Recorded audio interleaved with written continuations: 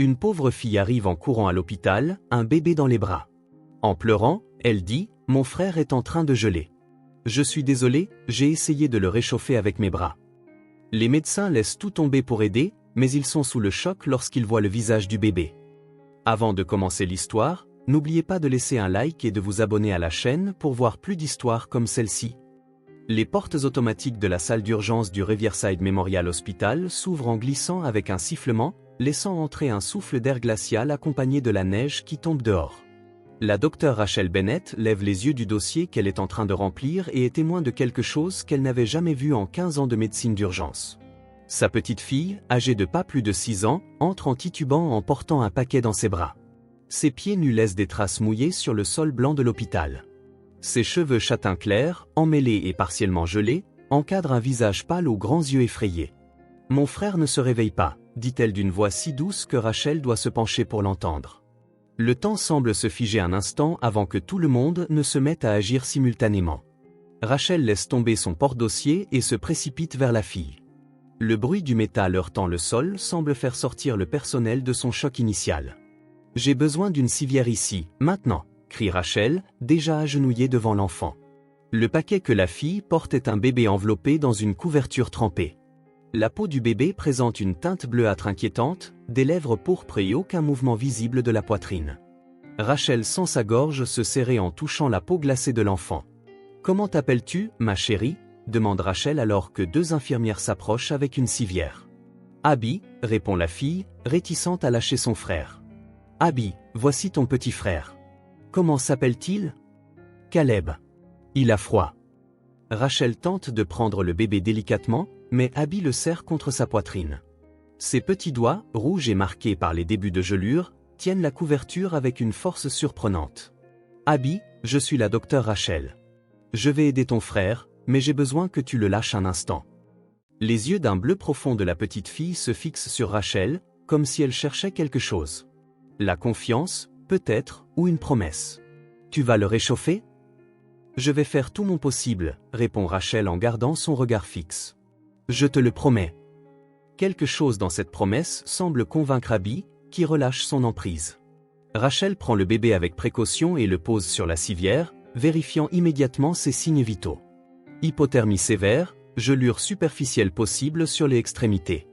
Nous avons besoin d'un réchauffement passif, de couverture thermique et d'une surveillance cardiaque continue, ordonne Rachel alors que l'équipe se met au travail. La température centrale, oh mon Dieu, 92,3 degrés Fahrenheit. Préparez la salle de traumatologie 3. Pendant qu'elle parle, Rachel se rend compte qu'Abby est toujours là, regardant son frère être poussé sur la civière. Ses pieds nus laissent de petites flaques sur le sol et elle tremble visiblement. Rachel remarque des traces de sang aux endroits où la fille a marché. Nancy, appelle Rachel à l'une des infirmières, prend aussi soin d'Abby. Elle a besoin d'attention médicale, ses pieds sont blessés, il y a un risque de gelure et elle est définitivement en hypothermie. Nancy s'approche d'Abby et lui tend la main. « Prenons soin de toi aussi, ma chérie. » Mais Abby se retire, les yeux fixés sur la civière qui transporte Caleb. « Je dois rester avec lui. J'ai promis à maman. » Rachel interrompt ce qu'elle faisait et se tourne de nouveau vers Abby. « Je comprends, Abby, mais nous ne pouvons pas aider ton frère si toi aussi tu tombes malade. Nancy prendra soin de toi et je te promets que tu pourras voir Caleb dès que nous nous serons assurés qu'il est bien traité. » Abby hésite, son petit corps tendu comme une corde de violon sur le point de se rompre. « Viens avec moi, ma chérie, » dit doucement Nancy. « Nous pouvons voir ton frère depuis la pièce d'accent grave côté. Je vais te donner des vêtements secs et quelque chose de chaud à boire. » Encore réticente, Abby finit par céder et suit Nancy, bien que ses yeux ne quittent jamais la direction dans laquelle Caleb a été emmené. Rachel concentre toute son attention sur le bébé. Caleb ne semble pas avoir plus d'1 an. Sa peau est froide au toucher, mais en y regardant de plus près, Rachel se rend compte que les gelures sont principalement superficielles. Avec un traitement approprié, il a de bonnes chances. « Où sont les parents ?» demande le docteur Miles, un autre médecin qui a rejoint l'équipe. « Je ne sais pas encore. » La fille, Abby, est venue seule avec lui. Pendant que l'équipe travaille à stabiliser Caleb, Nancy emmène Abby dans une pièce adjacente. La fille leur permet d'examiner ses pieds blessés, mais reste silencieuse, observant à travers la fenêtre donnant sur la pièce où son frère est soigné. « Abby, nous devons appeler tes parents. » tante Nancy en nettoyant les coupures sur les pieds de la fille. Ils doivent être très inquiets. Maman est partie. Elle ne revient pas. La finalité dans la voix de l'enfant pousse Nancy à la regarder de plus près. Abby ne pleure pas. Ses yeux sont secs, comme si les larmes s'étaient figées il y a longtemps, tout comme ses mains et ses pieds. Et ton père? Abby ne répond pas. Ses yeux restent fixés sur la pièce voisine. Nancy offre à Abby une couverture sèche et une tasse de chocolat chaud, que la fille accepte, les mains tremblantes. Lorsqu'elle prend sa première gorgée, ses yeux se ferment brièvement, comme si elle absorbait non seulement la chaleur de la boisson, mais aussi le premier moment de réconfort depuis longtemps. 1 heure plus tard, Rachel quitte la salle de traumatologie, épuisée mais soulagée. Caleb réagit bien au traitement. Sa température corporelle monte régulièrement et il ne semble pas y avoir de dommages permanents dus aux gelures. C'est alors qu'elle trouve Abby assise sur une chaise dans le couloir, fixant la porte de la pièce où se trouve son frère. « Il va s'en sortir », dit Rachel en s'asseyant à côté de la fille. Caleb est un battant. Abby hoche légèrement la tête mais ne dit rien. « Abby, nous avons besoin d'en savoir plus sur toi et ton frère. Y a-t-il quelqu'un que nous pouvons appeler ?» La fille secoue la tête. C'est alors que Rachel remarque quelque chose d'étrange. Sous la couverture de l'hôpital, Abby serre encore quelque chose contre sa poitrine. Un petit sac à dos violet, usé et humide. « Qu'est-ce que tu as là ?» demande doucement Rachel. Abby hésite avant de montrer ce qu'il contient. Un biberon vide, un ours en peluche bien usé et une photographie froissée d'une femme souriante tenant un bébé, avec Abby à ses côtés. « C'est maman », explique Abby en caressant délicatement la photo. « Elle m'a dit de m'occuper de Caleb si elle devait partir. » Rachel sent une douleur dans sa poitrine. « Où est allée maman ?»« Au ciel », répond simplement Abby. Elle est tombée malade et s'est endormie. Elle ne s'est jamais réveillée. Rachel avale difficilement, essayant de garder son calme professionnel. « Et il n'y avait personne d'autre avec toi? Peut-être un père, un oncle, une tante ?» Tommy est parti après que maman se soit endormie. Il avait dit qu'il reviendrait, mais il ne l'a jamais fait. « Tommy est-il ton père ?» demande Rachel. Abby secoue la tête. C'était le mari de maman. Il n'aime pas que je l'appelle papa. Rachel hoche la tête, assimilant l'information. Une fille de 6 ans et un bébé, seuls après la mort de leur mère et l'abandon du beau-père. C'est un miracle s'ils ont survécu. Depuis combien de temps maman est-elle partie au ciel? Demande Rachel. Abby fronce les sourcils, pensive. Beaucoup de nuits, la nourriture s'est épuisée. Ensuite, les lumières se sont éteintes. Puis, il a fait vraiment froid. Et comment es-tu arrivé ici? À pied, répond Abby comme si c'était évident. Caleb avait vraiment froid ce matin. Je me souviens que maman disait que les hôpitaux aident les malades. Rachel essaie d'imaginer. Une fillette de 6 ans portant un bébé à travers la neige, probablement sur des kilomètres, pieds nus et à peine vêtue. La pensée lui fait mal au ventre. Tu as été très courageuse, Abby, dit Rachel en posant une main sur celle de la fille. À sa grande surprise, Abby ne se retire pas. Tu as sauvé la vie de ton frère. Pendant un instant, quelque chose ressemblant à de la fierté traverse le visage d'Abby, mais ensuite, elle disparaît, remplacée par cette expression vigilante. Puis-je le voir maintenant? Hésite Rachel. Caleb est entouré d'équipements médicaux, de tubes et de moniteurs, un spectacle qui pourrait effrayer un enfant. Mais le regard déterminé d'Abby la convainc. Nous irons le voir ensemble. D'accord? Dans la pièce où Caleb a été transféré, Abby se tient près de la porte, regardant son frère. Le bébé est connecté à plusieurs moniteurs, mais sa couleur s'est considérablement améliorée. Abby s'approche lentement du lit et tend la main, touchant légèrement ses doigts. Il est plus chaud, observe-t-elle. Oui, il réagit très bien. Il est fort, tout comme toi. Abby continue de regarder son frère, comme pour en assimiler chaque détail. Puis-je rester ici avec lui? Rachel sait que c'est contraire au protocole de l'hôpital, mais elle sait aussi que séparer les frères et sœurs à ce moment précis serait cruel. Je vais t'installer un lit juste à côté de lui. D'accord, répond Abby, visiblement soulagée. C'est alors que Rachel remarque quelque chose. La fille n'a pas demandé quand il pourrait rentrer à la maison, comme s'il n'y avait pas de maison à laquelle retourner. Plus tard dans la nuit, après que Rachel s'est assurée qu'Abby pouvait rester dans la pièce avec Caleb, elle trouve la fille assise sur la chaise près du lit de son frère. Abby n'a pas dormi, malgré son évident épuisement. Rachel apporte une assiette de nourriture chaude, macaroni au fromage et quelques morceaux de poulet, et la pose sur la petite table à côté d'Abby. Tu as besoin de manger pour être forte, dit Rachel. Abby regarde l'assiette, les yeux grands ouverts, comme si elle n'avait jamais vu autant de nourriture d'un coup. Puis-je en garder pour Caleb? Rachel ressent une nouvelle douleur dans son cœur. Caleb reçoit sa nutrition par ce tube. Tu vois? Dit-elle en désignant la ligne d'alimentation. Il reçoit tout ce dont il a besoin. Cette nourriture est juste pour toi. Abby semble momentanément confuse, puis prend sa fourchette et commence à manger lentement, savourant chaque bouchée comme si c'était la dernière. Rachel tire une chaise et s'assoit à côté d'Abby. Elle sait qu'elle devrait rentrer chez elle. Son service s'était terminé depuis des heures, mais quelque chose la retient. Peut-être est-ce la façon dont Abby lutte pour garder les yeux ouverts, déterminée à veiller sur son frère. Ou peut-être est-ce le mystère entourant ses 2 enfants abandonnés. Abby, il est normal d'avoir peur après tout ce que tu as vécu. Commence doucement Rachel, mais tu es en sécurité ici, et Caleb aussi. La fille continue de manger en silence. Si tu veux parler de ce qui s'est passé, je suis là pour t'écouter. Abby finit son repas et pose l'assiette de côté. Ses yeux croisent ceux de Rachel, l'examinant comme pour décider si elle peut lui faire confiance. Nous avons manqué de nourriture, finit-elle par dire, sa voix à peine audible. J'ai trouvé quelque chose dans le frigo, mais ensuite tout avait disparu. J'ai donné le dernier biberon à Caleb hier. Tu étais seul à la maison, hoche Abby la tête. Tommy a dit qu'il irait chercher de la nourriture, mais il n'est jamais revenu.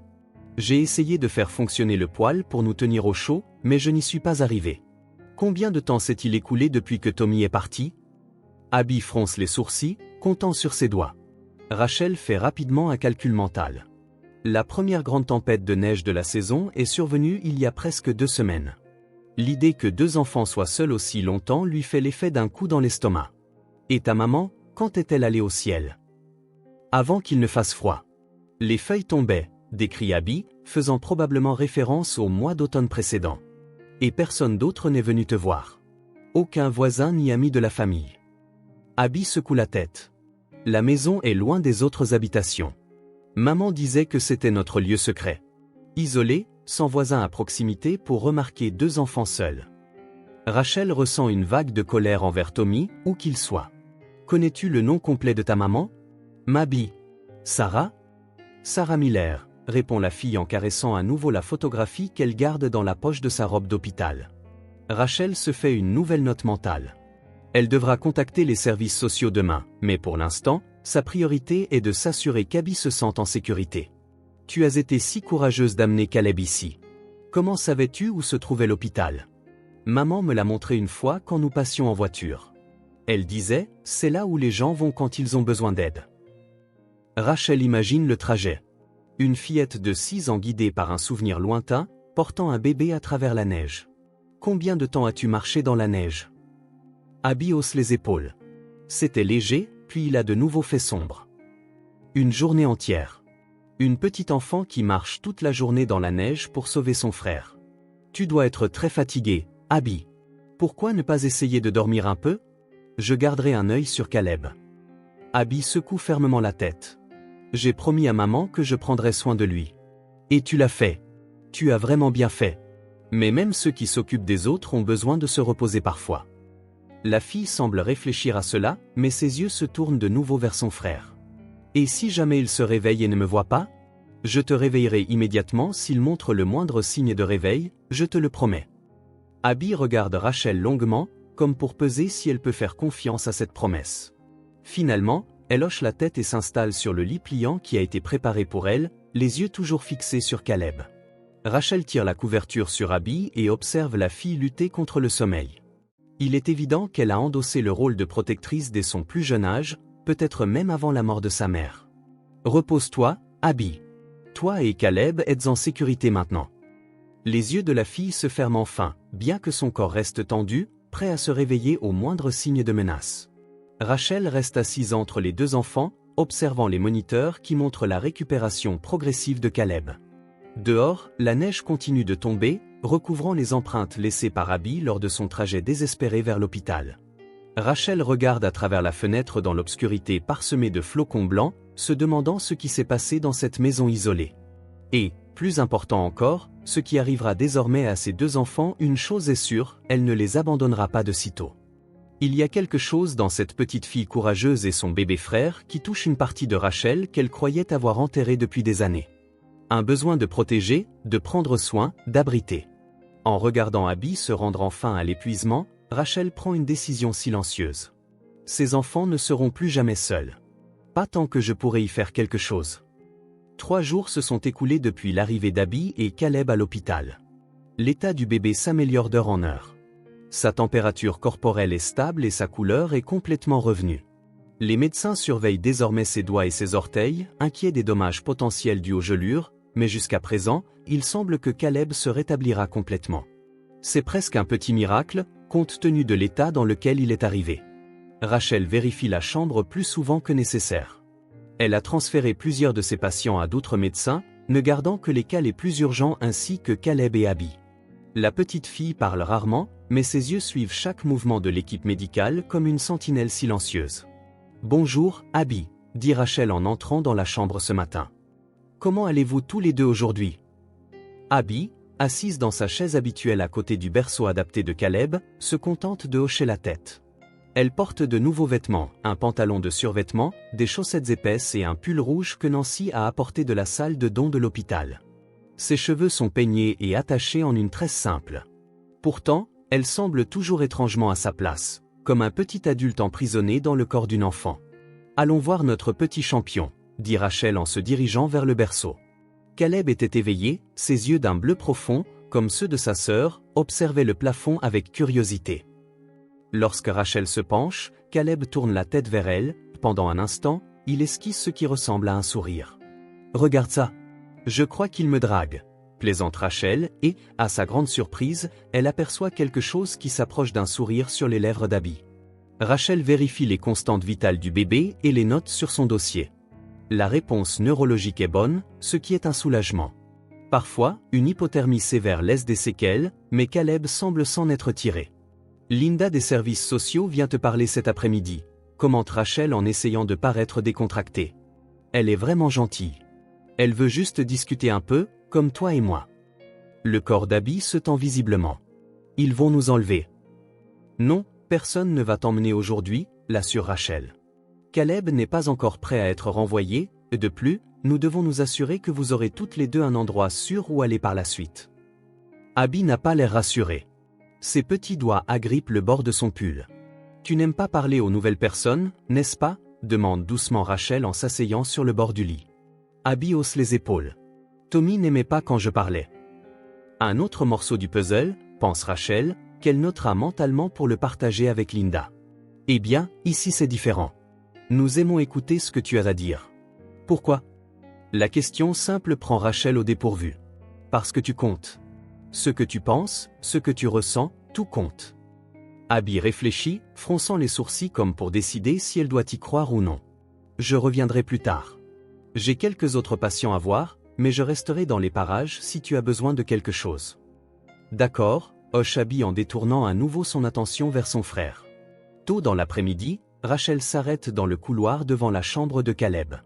À travers la vitre, elle voit Linda Carter, l'assistante sociale, assise à côté d'Abby, parlant d'une voix basse. À son grand soulagement, Abby semble relativement à l'aise, répondant par des hochements de tête ou de brèves paroles. Ne voulant pas interrompre, Rachel continue, prévoyant de revenir plus tard.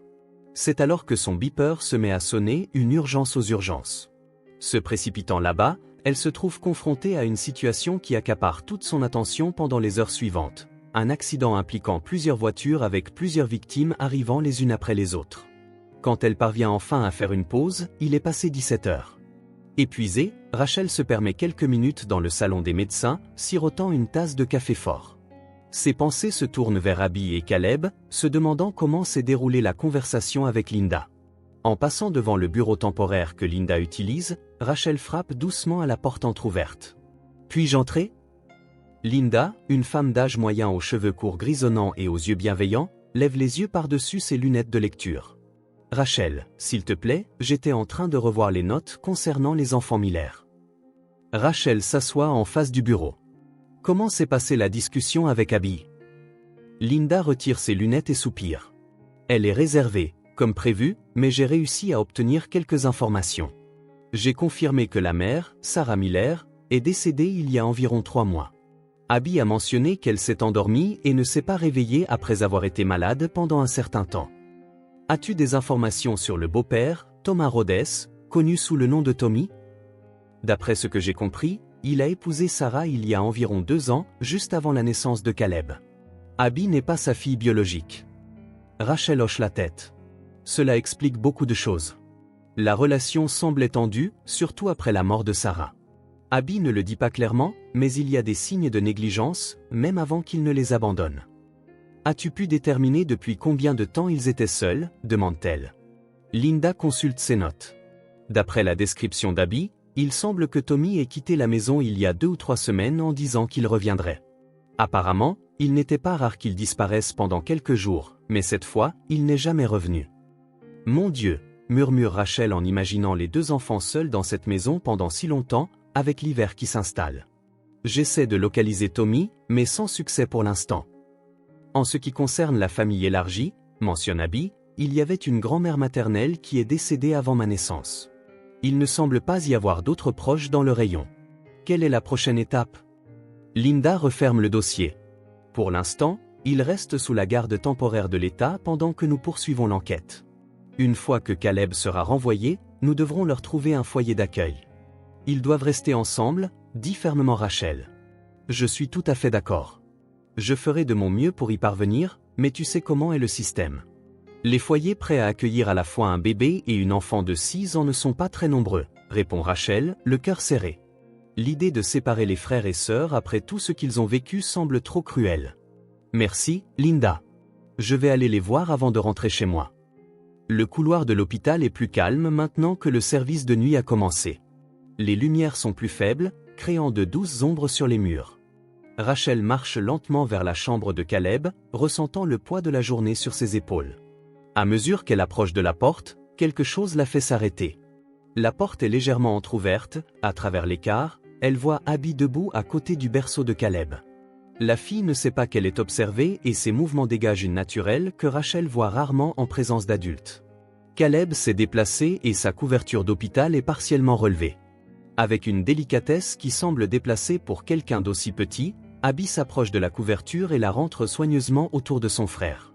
Ses gestes sont précis, presque rituels, d'abord ses pieds, pour s'assurer qu'ils soient bien couverts, puis les côtés, laissant ses bras libres, et enfin un petit ajustement sous son menton. Rachel reste là, fascinée. Il y a quelque chose de profondément émouvant dans la manière dont ses petites mains bougent. Ce n'est pas seulement une grande sœur prenant soin de son bébé frère, mais quelqu'un qui a accompli ce même geste des centaines de fois auparavant, une routine devenue partie intégrante d'elle. Après avoir ajusté la couverture, Abby reste immobile, se contentant d'observer son frère. Sa main effleure doucement la tête du bébé, ses doigts caressant ses cheveux fins avec une tendresse qui témoigne d'amour et de protection. « Ça va aller », murmure Abby à son frère. « Tu iras mieux bientôt, je te le promets. » Rachel sent une boule se former dans sa gorge.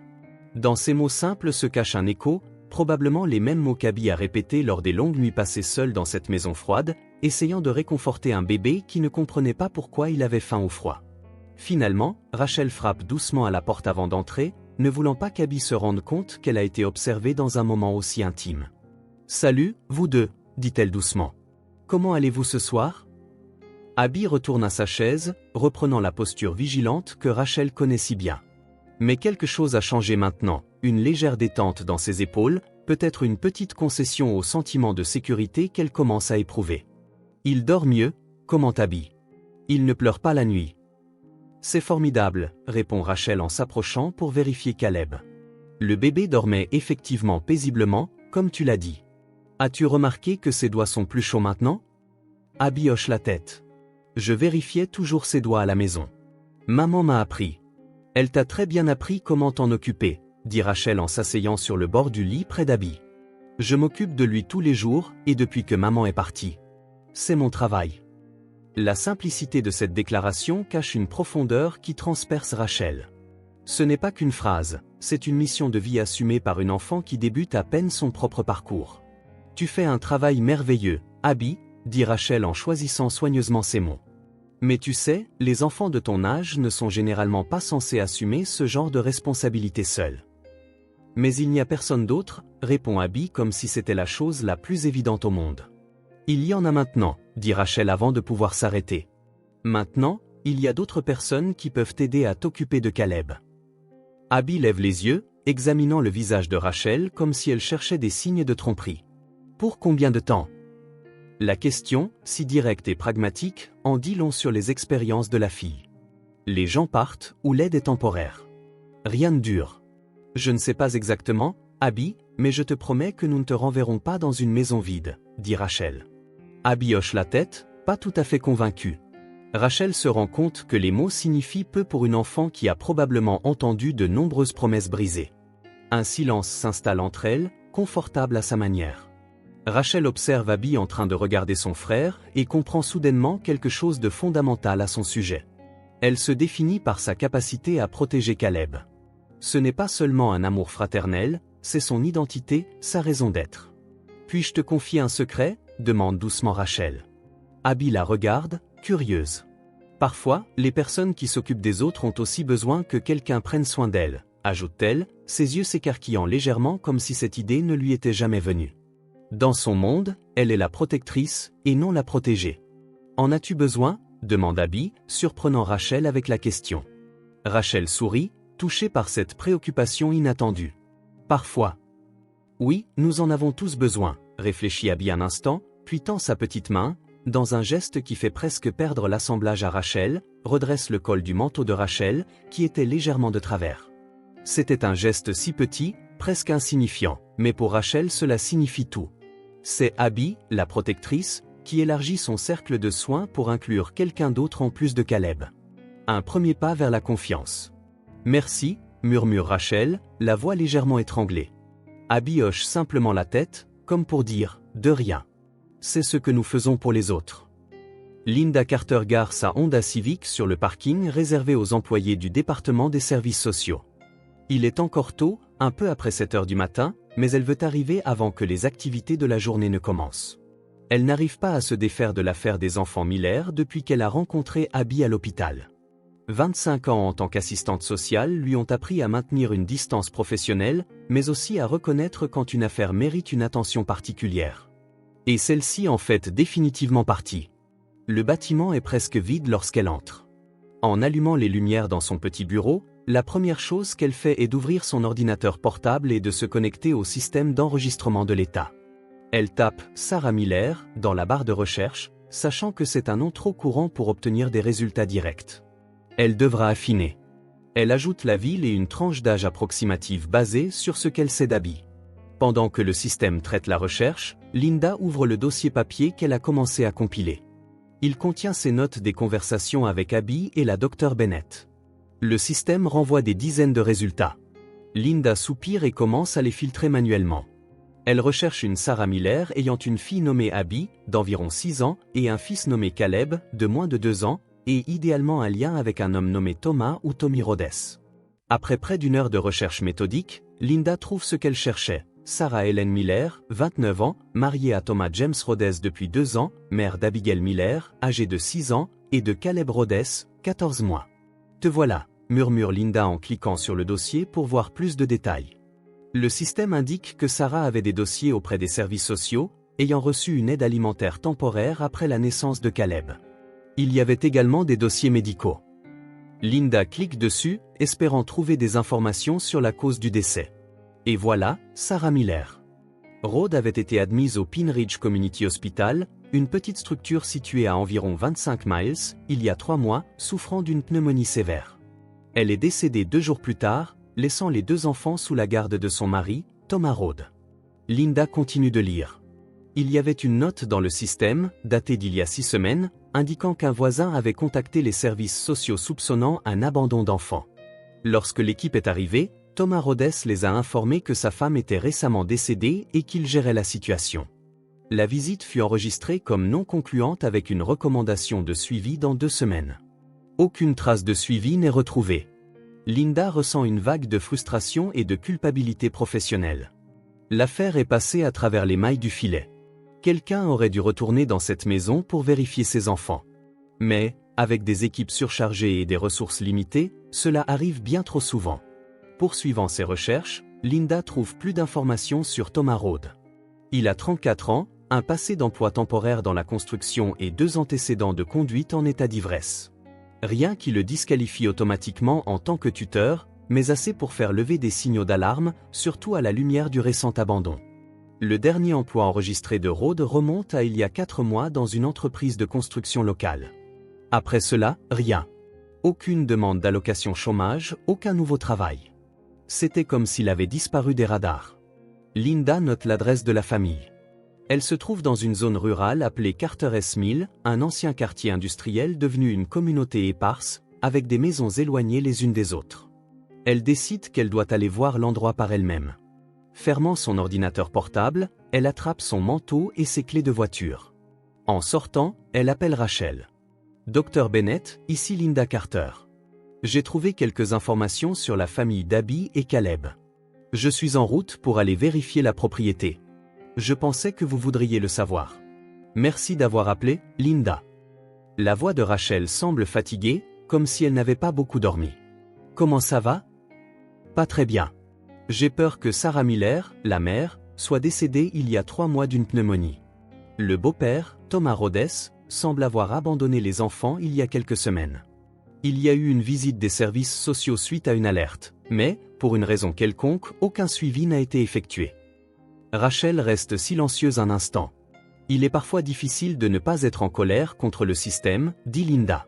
Je sais ce que vous ressentez, répondit-elle. Je me rends à la maison pour mieux comprendre la situation. Je vous tiendrai au courant. Faites-le, s'il vous plaît. Comment vont les enfants ce matin? Je ne les ai pas encore vus aujourd'hui, mais l'infirmière de nuit a dit qu'ils allaient bien. Caleb devient de plus en plus fort. Bien. Je serai à l'hôpital dans environ 1 heure.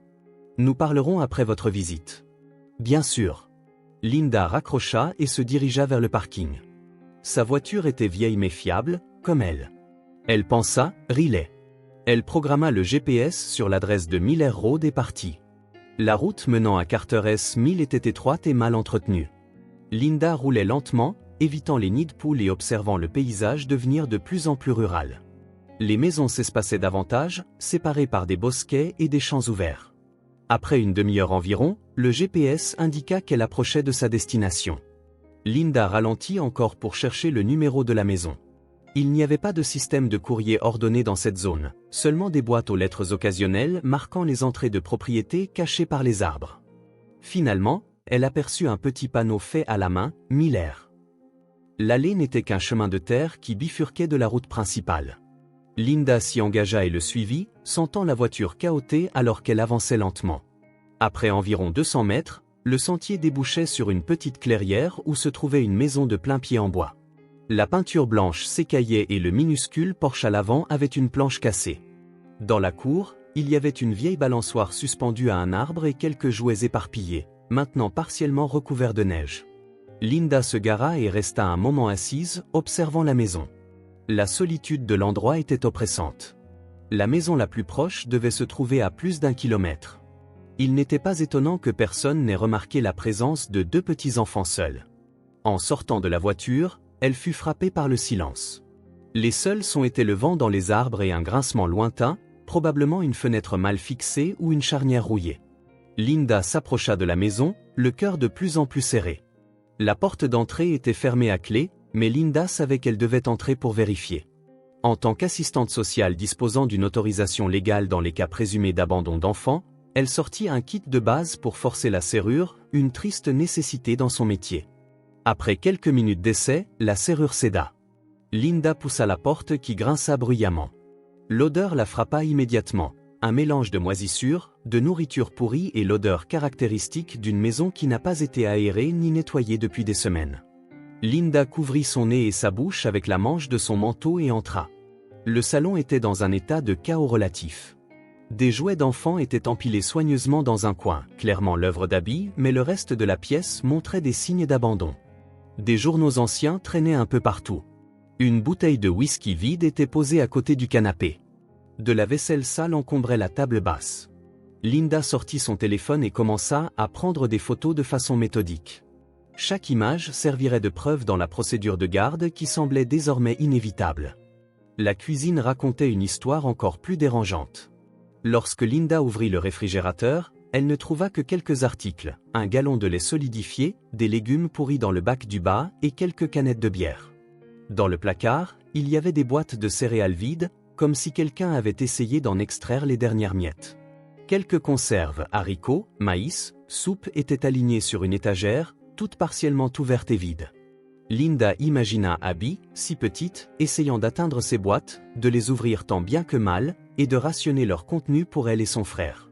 Sur le plan de travail, il y avait un biberon avec des traces de lait en poudre encore à l'intérieur, à côté d'une petite casserole. Sans électricité, Abby ne pouvait probablement pas faire chauffer l'eau correctement pour le lait de son frère. Linda continua son inspection et passa aux chambres.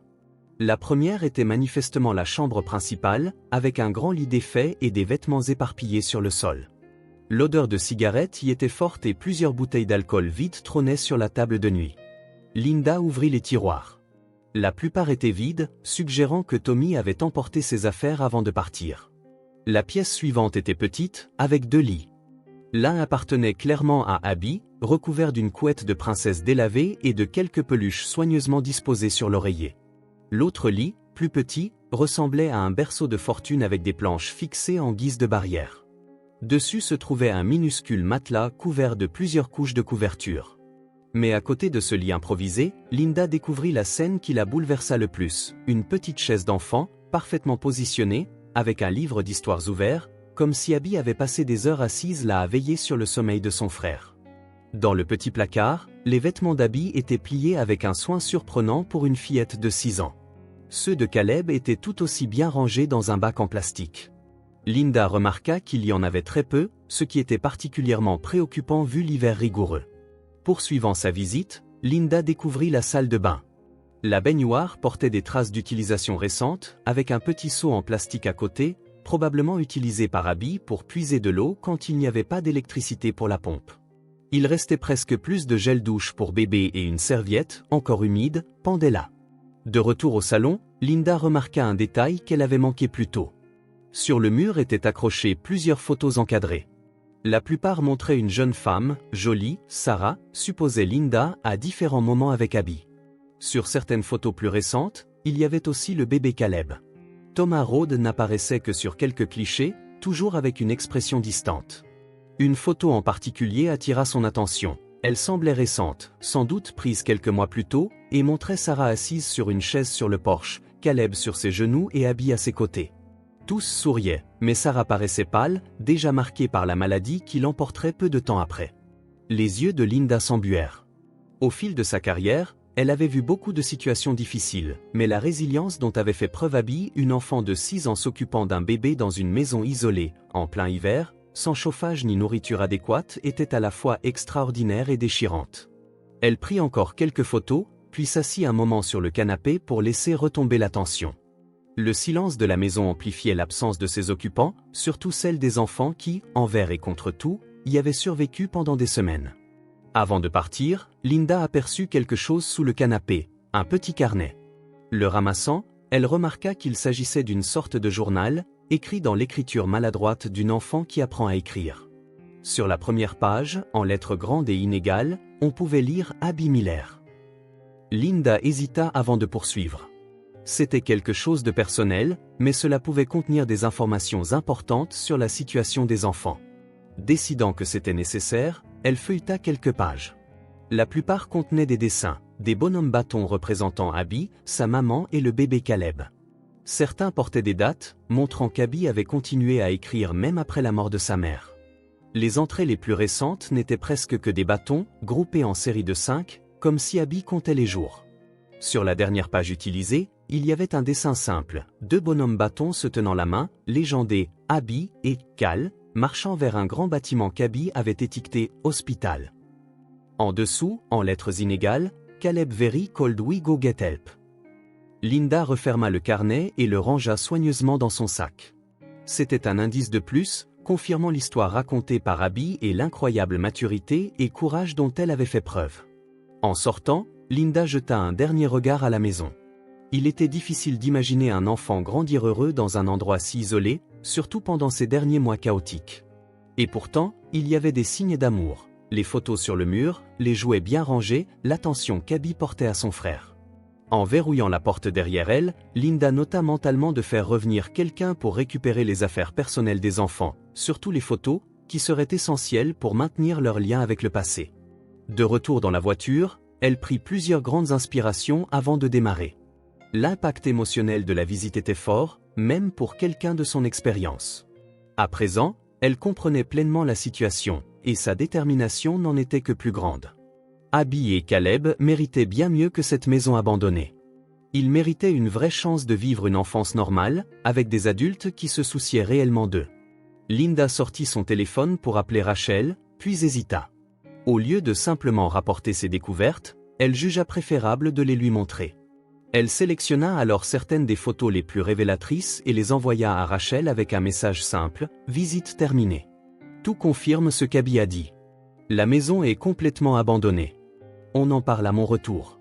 Les enfants ne peuvent pas y retourner. En retournant en ville, Linda ne pouvait chasser de son esprit l'image de cette petite chaise à côté du berceau de fortune, ni le dessin d'Abby portant son frère jusqu'à l'hôpital. Une image à la fois d'impuissance et d'une force incroyable. Et à cet instant, Linda prit une décision, professionnelle et personnelle. Elle ferait tout ce qui était en son pouvoir pour qu'Abby et Caleb ne soient plus jamais livrés à eux-mêmes pour survivre. Rachel alluma la radio dans sa voiture alors qu'elle rentrait chez elle après un autre long service à l'hôpital.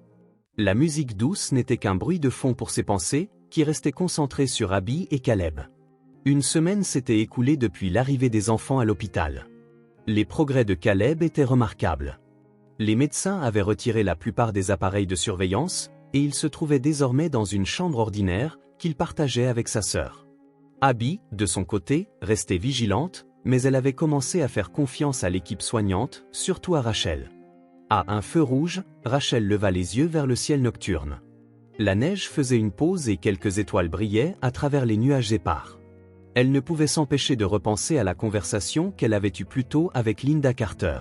« Nous cherchons une famille d'accueil temporaire pour eux », avait dit Linda. « Mais je ne te mentirai pas, c'est difficile de trouver une famille prête à prendre les deux enfants ensemble. » Rachel savait ce que cela signifiait. Le système d'accueil était débordé, et beaucoup de familles préféraient accueillir des bébés comme Caleb, laissant les enfants plus âgés, comme Abby, dans des foyers collectifs. L'idée de séparer les deux frères et sœurs était insupportable, surtout après tout ce qu'Abby avait fait pour sauver son frère. Le feu passa au vert, et Rachel continua sa route. Au lieu de tourner à droite pour rentrer chez elle, elle prit spontanément tout droit, empruntant le chemin plus long qui longeait le lac. Elle avait besoin de réfléchir, et conduire l'aidait toujours à clarifier ses idées. Lorsqu'elle arriva finalement chez elle, Rachel se sentait épuisée, physiquement et émotionnellement. Elle laissa tomber son sac sur le canapé et se dirigea vers la fenêtre donnant sur la ville.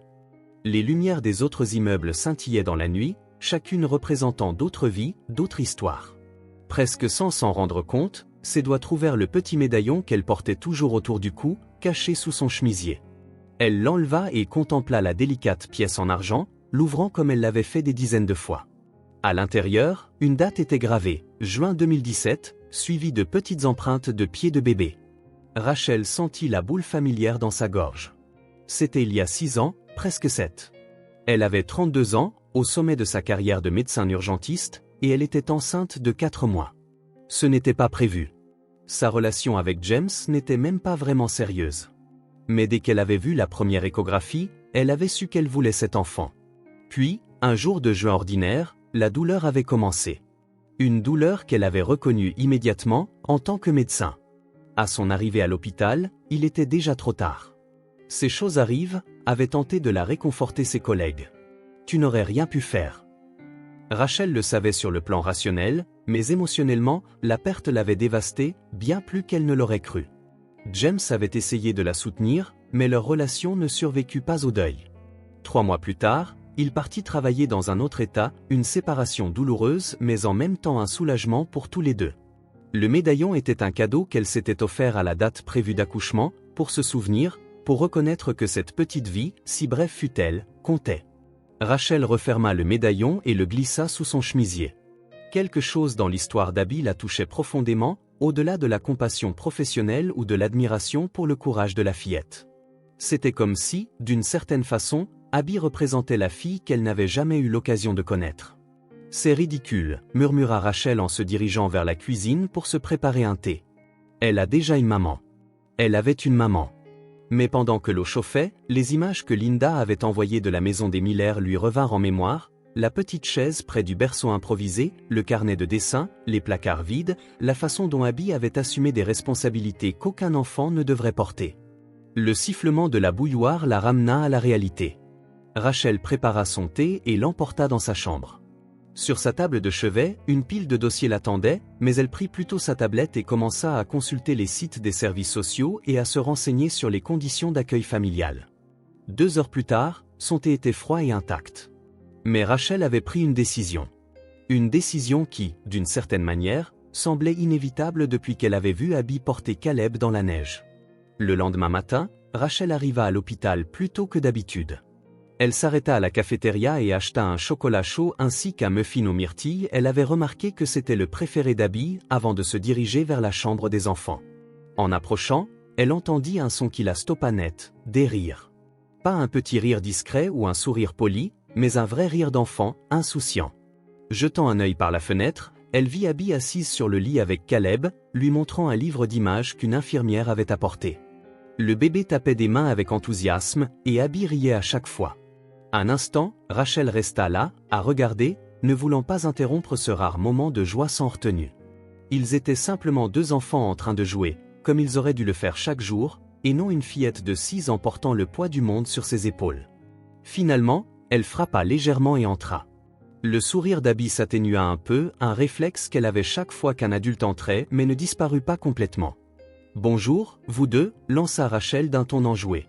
« J'ai apporté un chocolat chaud et un muffin pour une certaine jeune fille que je connais. » Les yeux d'Abby s'illuminèrent, mais elle jeta un coup d'œil à son frère avant d'accepter la collation. « Caleb peut manger du muffin aussi ? Il aime bien quand je lui en donne des petits morceaux. » Rachel sourit, notant qu'Abby pensait toujours à son frère en premier. « Je pense qu'un petit morceau sans les myrtilles est acceptable, mais on vérifiera plus tard avec la nutritionniste, d'accord ? Il recommence à manger des aliments solides. » « D'accord, » répondit Abby, visiblement satisfaite. Elle prit le muffin et en sépara aussitôt un petit morceau pour son frère. Rachel s'assit sur la chaise à côté du lit, observant l'interaction entre les enfants. Caleb ouvrait la bouche comme un petit oiseau, totalement confiant que sa sœur savait ce qui était bon pour lui. Le lien qui les unissait était presque palpable. « Abby, » commença Rachel en choisissant ses mots avec soin, « toi et Caleb, vous vous sentez mieux maintenant, n'est-ce pas ?» La fillette hocha la tête, léchant un peu de glaçage du bout des doigts. « Bientôt, Caleb sera prêt à quitter l'hôpital, et toi aussi. » Le corps d'Abby se raidit immédiatement, ses yeux se portant vers Rachel, plein d'appréhension. La question qu'elle n'osait pas formuler planait dans l'air, où irait-il ? « Linda, la dame qui t'a parlé, cherche un endroit sûr où vous pourrez rester tous les deux ensemble, expliqua Rachel. « On ne peut pas rentrer à la maison ? » demanda Abby d'une voix faible. Rachel secoua la tête avec douceur. « Non, ma chérie. La maison n'est pas sûre pour vous maintenant, surtout sans adulte pour s'occuper de vous. » Abby baissa la tête, encaissant l'information.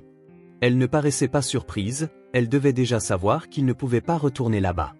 Mais la confirmation restait douloureuse. « Ils vont nous séparer ? » murmura-t-elle. « Non, » répondit fermement Rachel. « Linda et moi faisons tout pour que vous restiez ensemble, je te le promets. » Abby scruta le visage de Rachel, cherchant à savoir si c'était encore une de ces promesses vides que les adultes font parfois. Rachel soutint son regard pour lui prouver sa sincérité. « En fait, » continua Rachel, « j'ai eu une idée. Comment te sentirais-tu à l'idée de venir chez moi pendant un temps ? J'ai une chambre en plus qui pourrait être pour vous deux. » L'expression d'Abby était indescriptible, un mélange d'espoir, de méfiance et de peur de trop y croire. « Pourquoi vous feriez ça ? » finit-elle par demander. La question surprit Rachel, non pas parce qu'Abby doutait, mais parce qu'elle percevait déjà qu'en général, les adultes avaient toujours une raison derrière ce qu'ils faisaient. Rachel aurait pu répondre de manière professionnelle, parler d'accueil temporaire, de période de transition, du bien-être des enfants. Mais en regardant les yeux bleus d'Abby, si semblables à ceux qu'elle avait imaginés pour sa propre enfant, elle choisit la vérité. « Parce que je tiens à vous deux, Abby. Parce que je pense que toi et Caleb méritez un endroit sûr où vivre. Et parce que... » Rachel hésita, sentant sa propre vulnérabilité. « Parce que je sais ce que ça fait, de sentir qu'il manque quelque chose d'important en soi. » Les yeux d'Abby s'agrandirent, comme si elle reconnaissait quelque chose dans cet aveu. « Vous avez perdu quelqu'un, vous aussi ?» demanda-t-elle doucement. Rachel hocha la tête, surprise par la perspicacité de la fillette. « Oui, quelqu'un que je n'ai pas vraiment eu la chance de connaître, mais qui me manque malgré tout. » Abby réfléchit un instant, puis posa sa petite main sur celle de Rachel dans un geste étonnamment réconfortant, surtout venant d'une enfant. « Parfois, quand maman me manque beaucoup, je ferme les yeux et je me souviens de ses câlins. Ça aide un peu, dit-elle lentement. Rachel sentit sa gorge se serrer. D'une certaine manière, cette petite fille qui avait tout perdu était en train de la réconforter, elle. C'est un très bon conseil, Abby. Merci. Caleb choisit ce moment pour applaudir à nouveau, rompant l'émotion. Abby sourit à son frère, puis regarda Rachel. Est-ce qu'il y a un jardin, chez vous? La question était si normale, si purement enfantine que Rachel ne put s'empêcher de rire. Oui, il y a un petit jardin. Et il y a aussi un parc pas loin. Caleb aime regarder les arbres et les oiseaux. On en voit beaucoup près de chez moi, assura Rachel. Et les fenêtres sont grandes, alors il pourra les observer. Pour la première fois depuis son arrivée à l'hôpital, Abby sembla vraiment se détendre, comme si une partie du poids qu'elle portait s'allégeait enfin. Je dois d'abord en parler à Linda, reprendre quelques formalités, expliqua Rachel. Mais d'ici quelques jours, quand Caleb pourra sortir, vous pourrez venir chez moi, si tu veux. Abby regarda son frère, qui jouait joyeusement avec un fil qui pendait de sa couverture. Je crois qu'on aimerait bien, finit-elle par dire. Ce soir-là, lorsque Rachel passa voir les enfants avant de rentrer, elle découvrit une scène qui resta gravée dans sa mémoire. Abby dormait enfin profondément. Depuis son arrivée à l'hôpital, la fillette ne dormait que par brèves périodes, se réveillant au moindre bruit, toujours sur le qui-vive. Mais là, elle était complètement détendue, respirant calmement, un bras tendu vers le berceau de Caleb, qui lui aussi dormait paisiblement. Rachel ajusta la couverture d'Abby et passa un long moment à observer les deux enfants. Les constantes de Caleb étaient stables sur le moniteur. Il n'était officiellement plus en danger. Les pieds d'Abby, autrefois blessés après avoir marché dans la neige, étaient presque guéris. Physiquement, ils se remettaient tous les deux. Émotionnellement, ce serait plus long, surtout pour Abby. Mais pour la première fois, Rachel eut la profonde conviction qu'ils allaient s'en sortir. Elle tira une chaise et s'assit entre les deux lits. Il n'y avait pas de nécessité réelle à rester, son service était terminé, les infirmières étaient là et les enfants allaient bien. Mais quelque chose la retenait, l'envie de contempler cette scène paisible. Rachel se souvint de la discussion qu'elle avait eue avec Linda plus tôt, après avoir exprimé son intention de prendre les enfants en accueil temporaire. « Es-tu sûre de toi, Rachel ?» avait demandé Linda avec inquiétude. « Je sais que tu t'es attachée à eux, mais c'est une énorme responsabilité, surtout avec ton travail. » « Je n'ai jamais été aussi sûre de rien, » avait répondu Rachel. « Je peux adapter mon planning, faire surtout des journées pendant qu'Abby sera à l'école, et pour être honnête, Linda, je crois que j'ai autant besoin d'eux qu'ils ont besoin de moi. » Linda l'avait regardé attentivement, puis avait hoché la tête. « Je vais entamer la procédure. Ça prendra quelques jours pour les papiers, mais vu les circonstances et ton statut de médecin traitant, je pense que ça sera vite approuvé. » Maintenant, assise dans la chambre silencieuse, Rachel repensait à cette conversation. C'était vrai, elle avait autant besoin de cette situation que les enfants. Elle avait besoin de l'occasion de prendre soin, de protéger, d'aider à soigner des blessures qui allaient au-delà du physique. La perte qu'elle portait en elle, au fil des années, s'était transformée en un vide qu'elle n'avait jamais pu vraiment combler, ni par le travail, ni par des relations, ni même par la satisfaction occasionnelle de sauver des vies aux urgences. Mais en regardant Abby et Caleb, elle sentit quelque chose changer en elle, un dégel semblable à celui dont Caleb avait lui-même fait l'expérience. Une partie d'elle qui était froide et engourdie depuis si longtemps semblait reprendre vie, se réchauffer et ressentir à nouveau. Ce ne serait pas facile, il y aurait des défis, des ajustements, des moments difficiles. Abby portait en elle des traumatismes qui prendraient du temps, peut-être une thérapie, pour guérir. Caleb, trop jeune pour s'en souvenir, aurait aussi besoin de stabilité et de sécurité.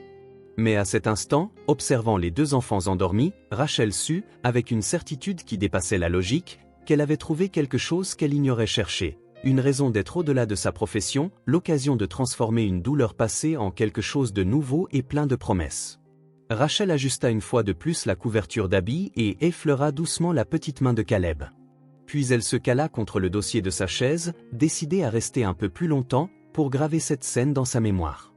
Demain, il y aurait les papiers à remplir, les dispositions à prendre, une chambre à préparer. Mais ce soir, il n'y avait que cela, 2 enfants qui dormaient en sécurité et une femme qui avait enfin trouvé un but qui allait au-delà de son métier. Rachel ferma les yeux, non pas pour dormir, mais pour ressentir pleinement le changement qui s'opérait en elle. Un changement aussi profond que doux, semblable à la première chute de neige hivernale qui transforme silencieusement le paysage. Le sergent Mike Davis regarda par la fenêtre du poste de police et aperçut la voiture de Linda Carter entrer sur le parking. Il soupira, sachant que la conversation à venir ne serait pas agréable. Il but une dernière gorgée de café et se dirigea vers l'entrée pour l'accueillir. « Linda, merci d'être venue si vite », dit-il en lui ouvrant la porte. « Vous l'avez trouvée ?» demanda Linda d'emblée en entrant dans le petit bâtiment qui servait de commissariat principal à la ville. « Oui, dans un bar à la périphérie de l'autoroute. Apparemment, il dort dans l'arrière-boutique depuis quelques semaines, rendant quelques services en échange de boissons et d'un endroit pour dormir. » Linda secoua la tête. « Quelle est la situation, maintenant ? » « Venez voir par vous-même, » répondit Mike, l'amenant dans le couloir jusqu'à la salle d'interrogatoire. De l'autre côté de la vitre, Linda vit Thomas Rhodes assis à une table en métal. Ses cheveux étaient en bataille, sa barbe négligée, et ses vêtements semblaient n'avoir pas été changés depuis des jours. Même à travers la vitre, elle pouvait presque percevoir l'odeur d'alcool. « Est-il assez sobre pour parler ?» demanda Linda. « Plus ou moins. Nous avons réussi à lui faire comprendre qu'on avait retrouvé les enfants. Il a demandé s'ils étaient en vie, c'est déjà ça, j'imagine. » Linda prit une grande inspiration, se préparant. « Très bien, allons-y. » Mike ouvrit la porte et ils entrèrent. Tommy leva les yeux, rougit, et fronça les sourcils. « Vous n'êtes pas flic ?» lança-t-il à Linda d'une voix pâteuse. « Non, monsieur Rhodes. Je m'appelle Linda Carter, des services de protection de l'enfance. Je m'occupe de la situation de vos enfants. »« C'est pas mes gosses » grogna Tommy. « Y a que Caleb, et je suis même pas sûr que ce soit vraiment le mien. » Linda ressentit une pointe de colère mais garda son visage impassible, le professionnalisme avant tout. Monsieur Rhodes, Abby et Caleb ont été retrouvés il y a presque 2 semaines. Abby a réussi à emmener son petit frère à l'hôpital après avoir passé plusieurs jours seul à la maison, sans nourriture ni chauffage, en plein hiver. Tommy haussa les épaules. Maligne, la gamine. Je savais qu'elle finirait par se débrouiller. La désinvolture de sa réponse fit serrer les poings à Linda sous la table. Monsieur Rhodes, vous avez abandonné 2 enfants en bas âge. C'est un délit. Je n'ai abandonné personne. S'écria-t-il en se redressant sur sa chaise. Je suis parti chercher du travail, j'ai dit à Abby que je reviendrais. Vous êtes parti depuis plus de 3 semaines. J'ai perdu la notion du temps, marmonna Tommy, le regard fuyant. Les choses sont devenues confuses après la mort de Sarah. Confuses, comment ? Écoutez, j'avais rien demandé, répliqua Tommy en haussant la voix. Sarah et moi, on était bien tous les deux. Puis elle débarque enceinte, et il y avait la gamine qui m'aimait pas. Ensuite Sarah tombe malade, et du jour au lendemain, je me retrouve avec 2 gamins qui pleurent tout le temps. Mike intervint. Alors vous avez décidé de partir ? C'était pas comme ça, protesta Tommy en frappant la table.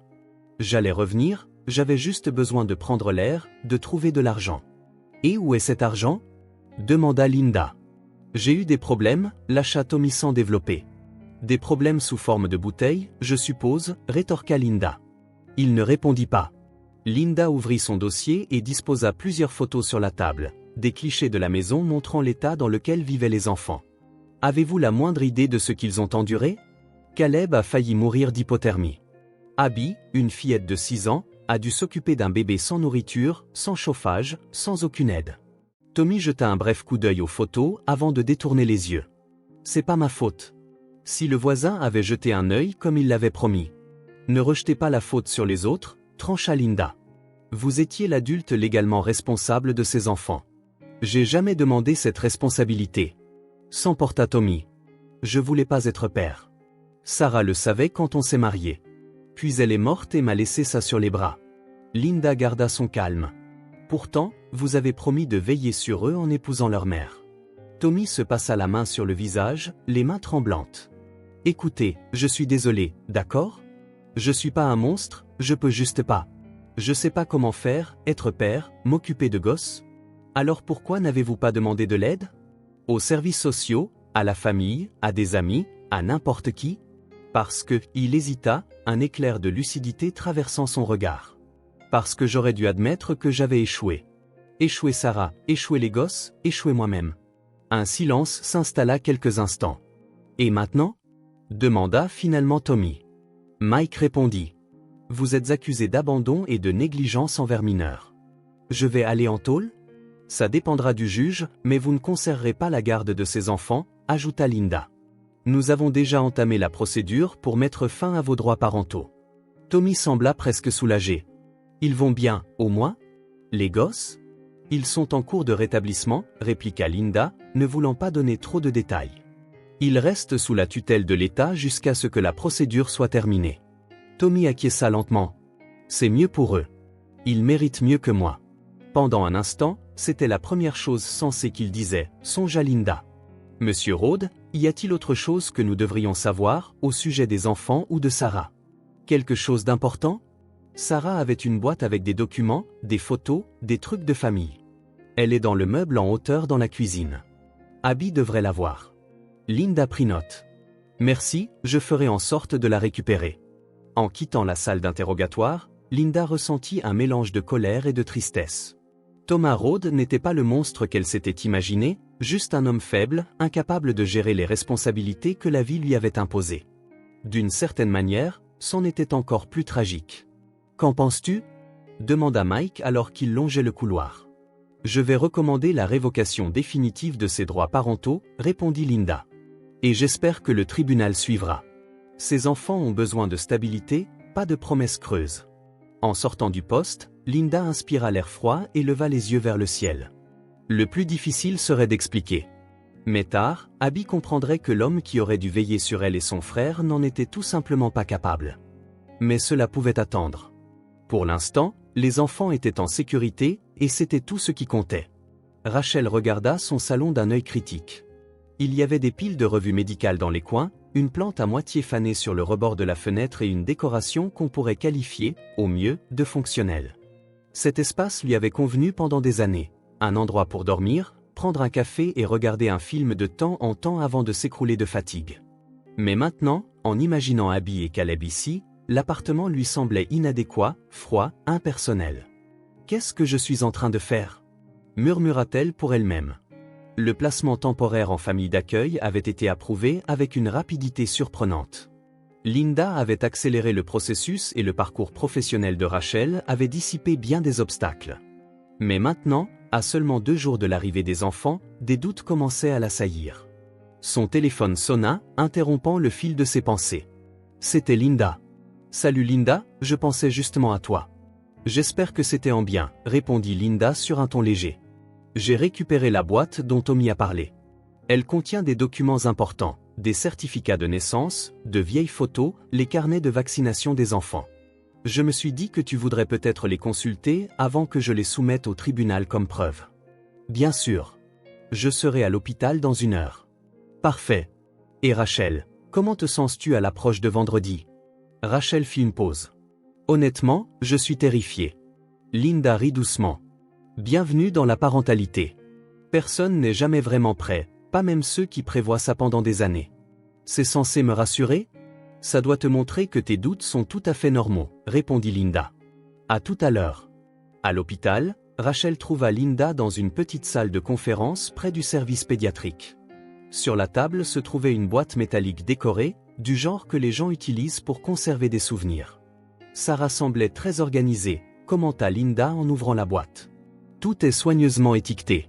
À l'intérieur, il y avait des dossiers de documents, des enveloppes contenant des photos et quelques souvenirs personnels, un chausson de bébé, une mèche de cheveux dans une enveloppe étiquetée, première coupe de cheveux d'Abby, un bracelet d'hôpital de la naissance de Caleb. Rachel manipula les objets avec précaution, consciente de pénétrer dans l'intimité de quelqu'un.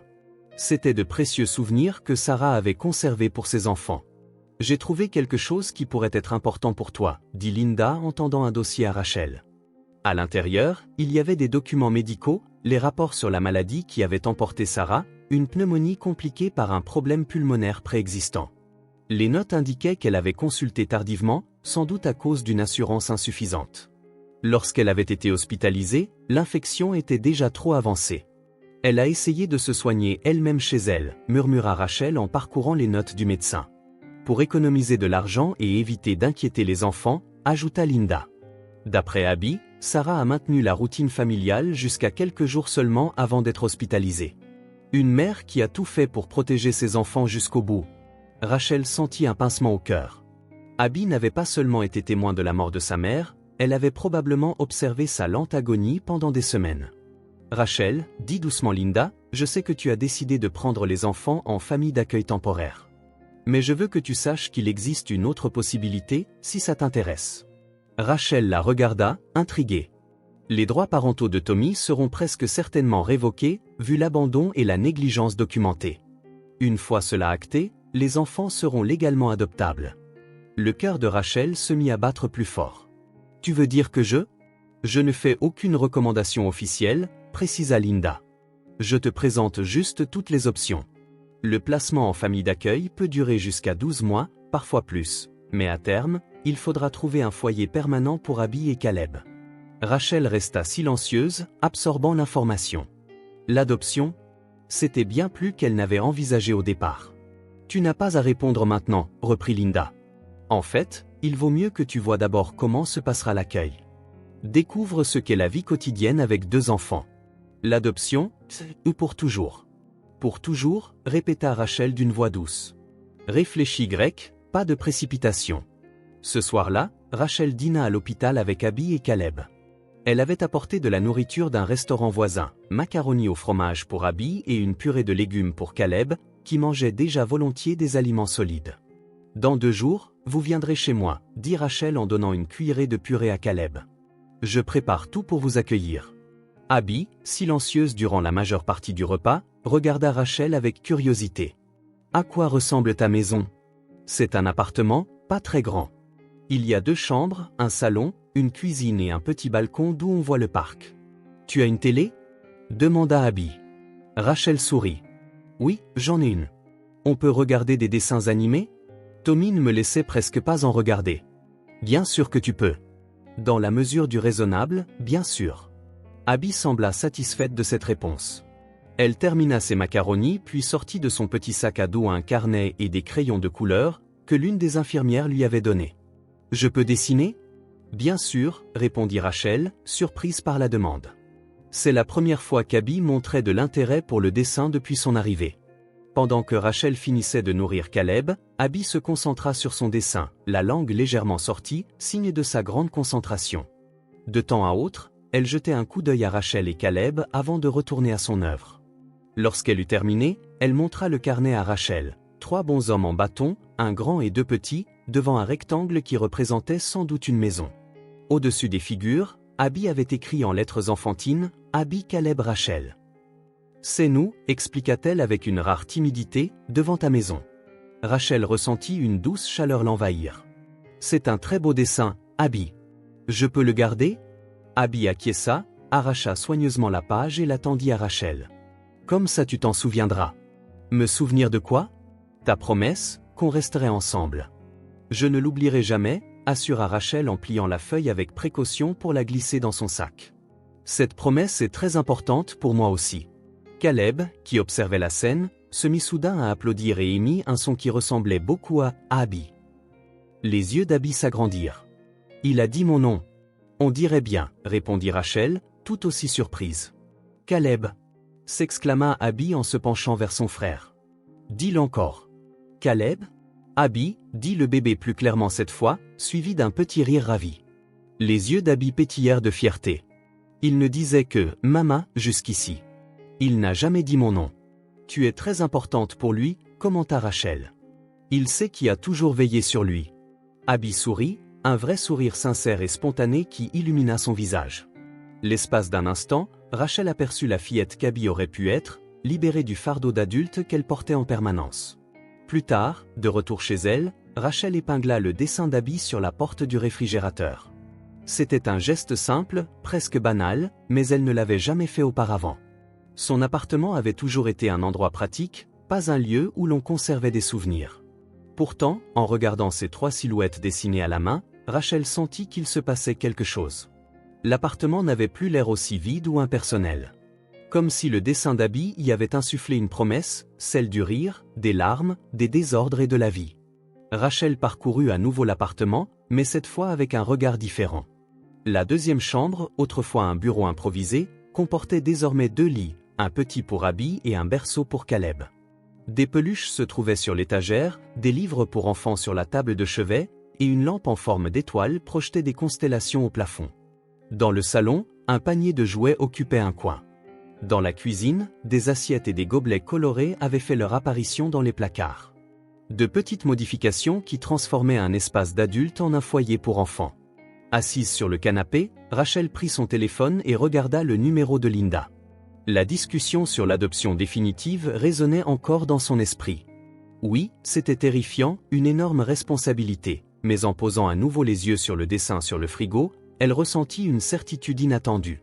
Cet appartement n'avait été qu'un simple toit pendant longtemps.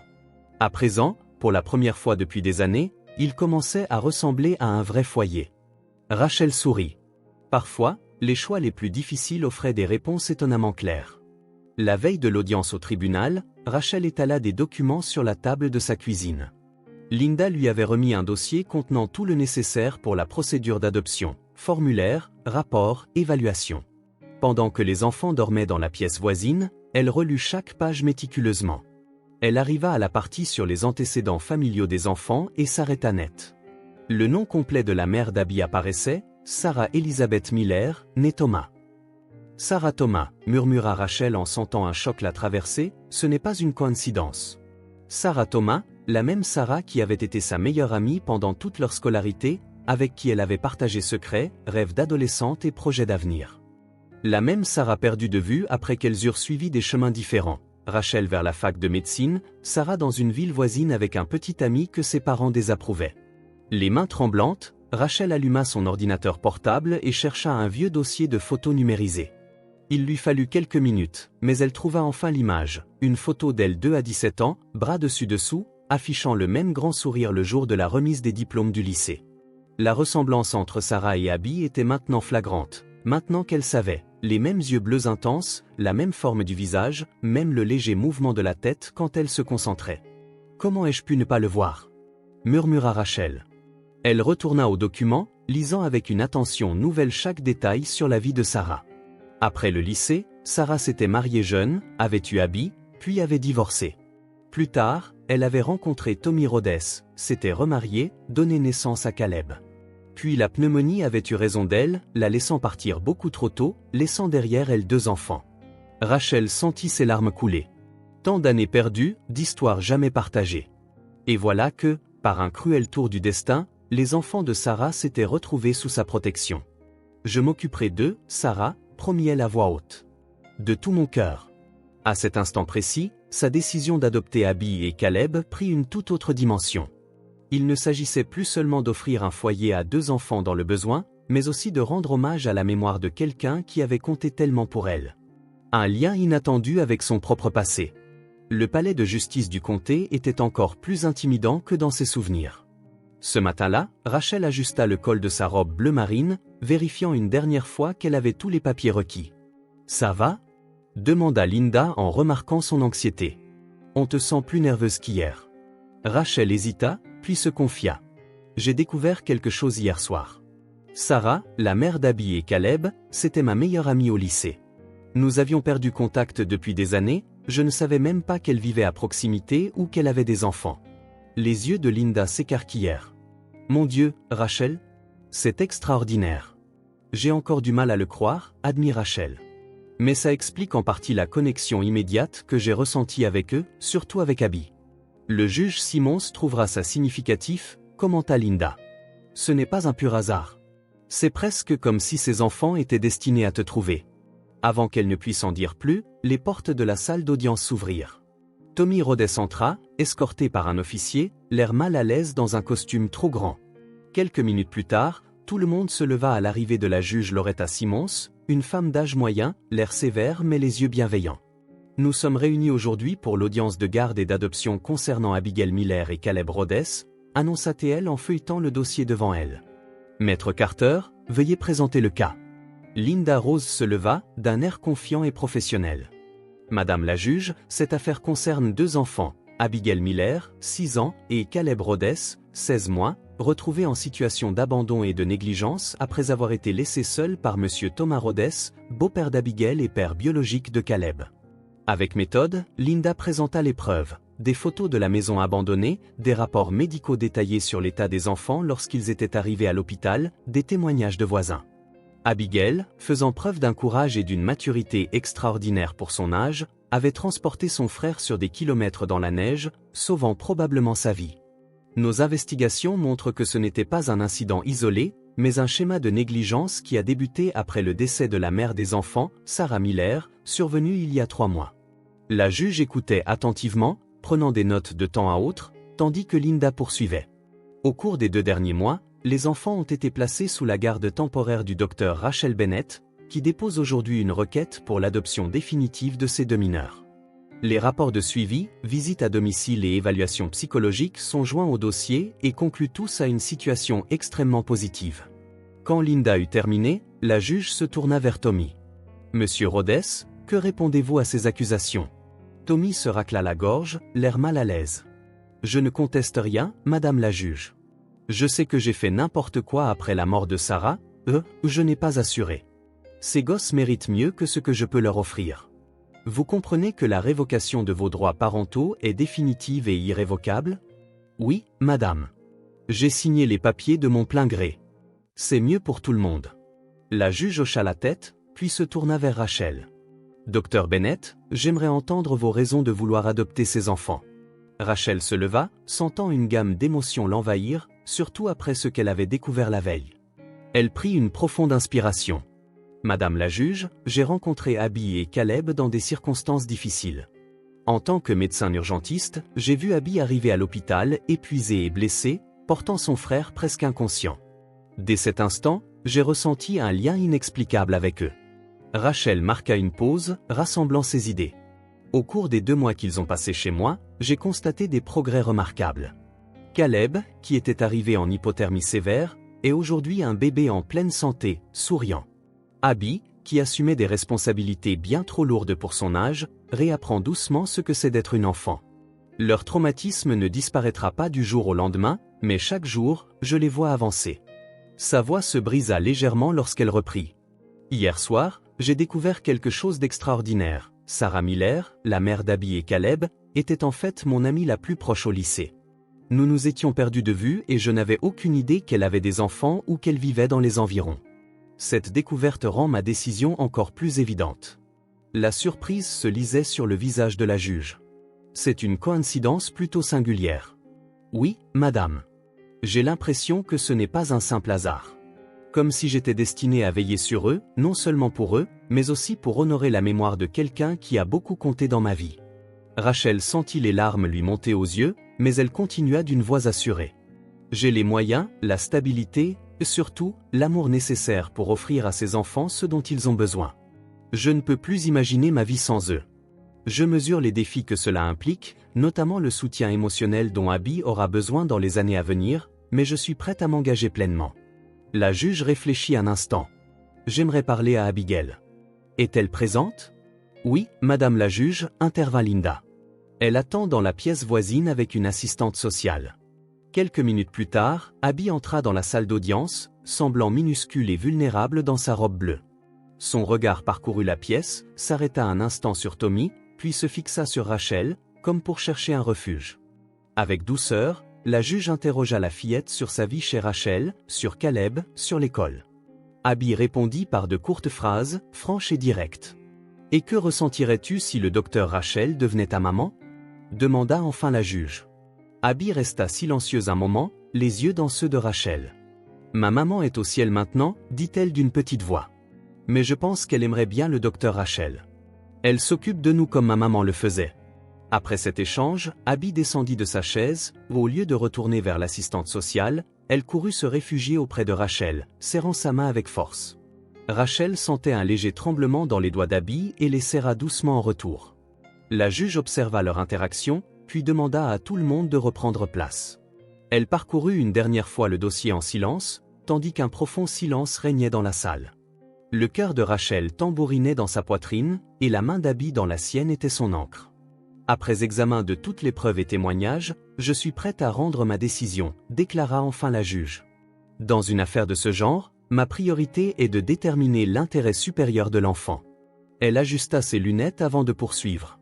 Concernant la révocation des droits parentaux de Thomas Rhodes, les preuves de négligence sont claires et incontestées. Monsieur Rhodes a également exprimé son désir de renoncer à ses droits.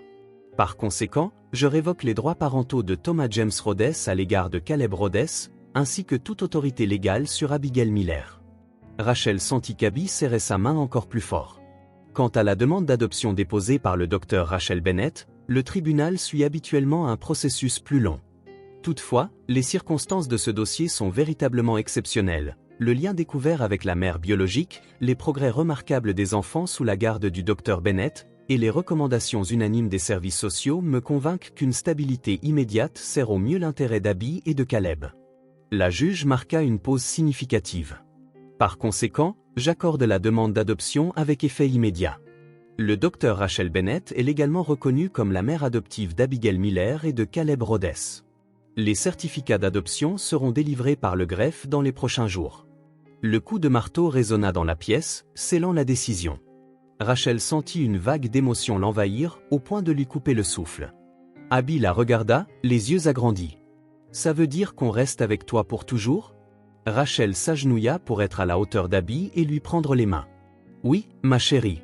Maintenant, nous sommes officiellement une famille. Toi, moi et Caleb, pour toujours. » Abby resta un instant immobile, comme pour assimiler la nouvelle. Puis, à la surprise de Rachel, la fillette se jeta dans ses bras, la serrant avec force, pour la première fois depuis leur rencontre. « Merci » murmura Abby à son oreille. Rachel la serra contre elle, les larmes aux yeux. Par-dessus l'épaule d'Abby, elle aperçut Tommy qu'on emmenait hors de la salle. Il s'arrêta un instant sur le seuil, se retourna. Son expression était difficile à lire, de la tristesse, du soulagement, peut-être un soupçon de gratitude. Puis il adressa un léger signe de tête à Rachel avant de sortir. Linda s'approcha, tenant les derniers documents. « Félicitations, Rachel, ou devrais-je dire maman ?» Rachel rit doucement, tout en gardant Abby dans ses bras. « On découvrira ensemble comment on s'appellera, mais l'important, c'est qu'on soit réunis. » Sarah aurait été heureuse, dit Linda, émue. « J'en suis sûre. »« Oui, » acquiesça Rachel. « J'ai l'impression qu'un cercle, dont j'ignorais l'existence, vient de se refermer.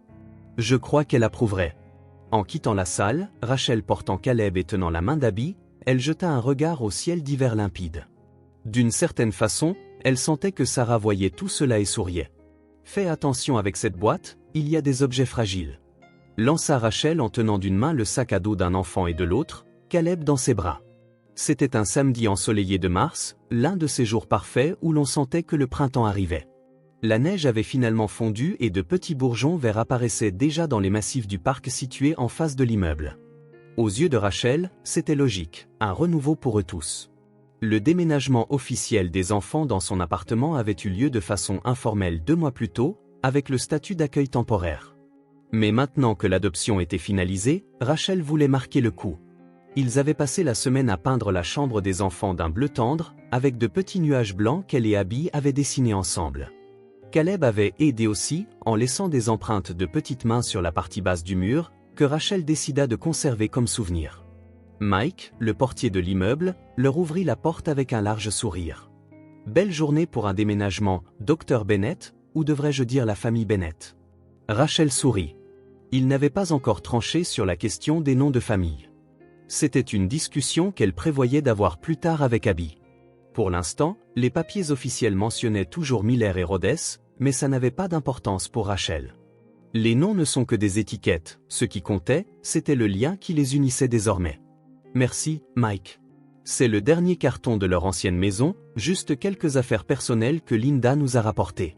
En réalité, c'était plus que quelques affaires. Rachel avait insisté pour récupérer tout ce qui avait pu avoir une valeur sentimentale pour les enfants, chaque photo de Sarah, quelques jouets spéciaux, des vêtements chers à leur cœur et la fameuse boîte à souvenirs. Elle voulait qu'Abby et Caleb puissent accéder à leurs souvenirs, savoir que leur histoire ne commençait pas seulement aujourd'hui. En entrant, ils trouvèrent Abby qui rangeait méticuleusement une collection de livres pour enfants sur une nouvelle étagère colorée dans le salon. On a rapporté nos derniers trésors, annonça Rachel en posant Caleb sur le tapis d'éveil au centre de la pièce. Abby regarda la boîte avec curiosité. Qu'est-ce qu'il y a dedans? Quelques affaires de votre ancienne maison. Tu veux voir? La fillette hésita, comme chaque fois qu'on évoquait le passé. Puis, d'un signe de tête, elle s'approcha tandis que Rachel déposait la boîte sur le canapé et l'ouvrait avec précaution. Regarde, Abby, ce sont les albums photos de ta maman. Les yeux d'Abby s'arrondirent en voyant 3 albums reliés en cuir, avec son nom gravé sur la couverture.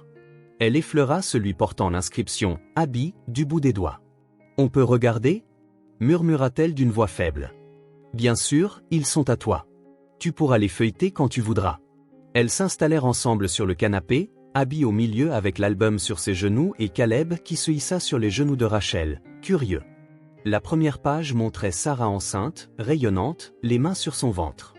La suivante présentait Abby nouveau-né, minuscule et rouge, blotti dans les bras de sa mère. « C'est toi le jour de ta naissance » expliqua Rachel doucement. « Ta maman a l'air très heureuse. » Abby hocha la tête en caressant la photo. Elle disait toujours que c'était le plus beau jour de sa vie. Page après page, elle vit Abby grandir. Son premier anniversaire, ses premiers pas, des scènes de jeu au parc, son costume d'Halloween. Sur quelques photos figurait un homme, sans doute le père biologique d'Abby, qui disparut cependant des clichés quand Abby eut environ 2 ans. Dans les photos plus récentes, Sarah semblait plus mince, plus pâle, mais son sourire, alors qu'elle tenait Caleb nouveau-né, était rayonnant. « Je me souviens de ce jour », dit Abby en montrant une photo où elle tenait son frère pour la première fois.